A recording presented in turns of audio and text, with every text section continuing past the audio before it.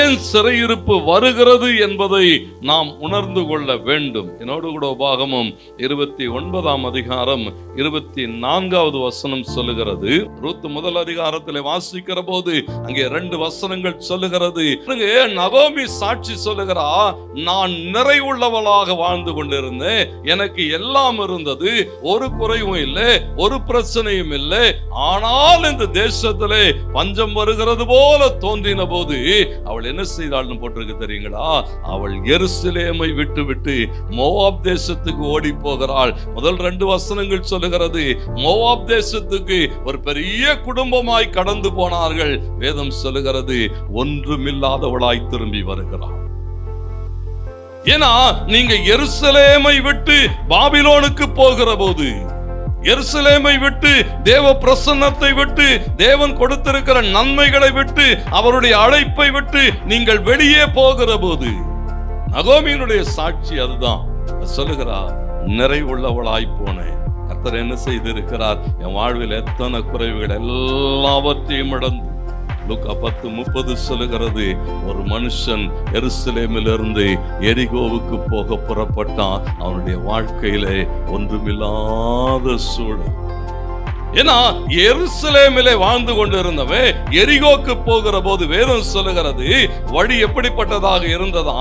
அவனுடைய வாழ்வில் இருந்த எல்லாவற்றையும் பறித்து கொண்டு போனது. ஏன் இன்னைக்கு ஒண்ணு இல்லாத நிலைமை?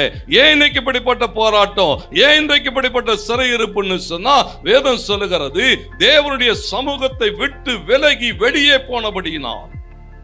தேவனை ஆராதிக்க வேண்டிய ஜனங்கள், தேவனோடு கூட நிற்க வேண்டிய ஜனங்கள், தேவனுக்கு முகத்தை காட்ட வேண்டியவர்கள் தேவனுக்கு முதுகை காட்டி பின்னாலே போன போது கர்த்தருக்கு மகிமை உண்டாகட்டும். வேதம் சொல்லுகிறது, போராட்டங்களும் பாடுகளும் நிறைந்த சிறையிருப்பின் அனுபவங்கள். சங்கீதம் 137:1 சொல்லுகிறது, அவர்கள் என்ன செய்தார்களா? பாபிலோன் ஆறுகள் அருகே உட்கார்ந்து சீயோனை நினைத்து அழுதோம் என்று எழுதப்பட்டிருக்கு.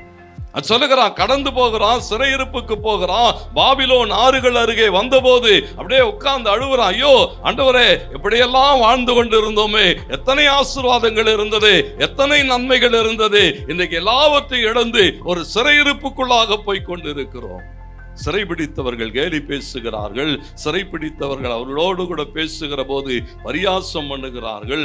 அவைகளுக்கூடாக கடந்து போகிற போது, ஒருவேளை இந்த காலவேளையில வந்திருக்கிற நீங்கள் எப்படிப்பட்ட சிறையிருப்புக்குள்ள இருந்தாலும் ஆண்டவரோடு கூட பேசுகிறார், உன் சிறையிருப்பை மாற்றுவேன்.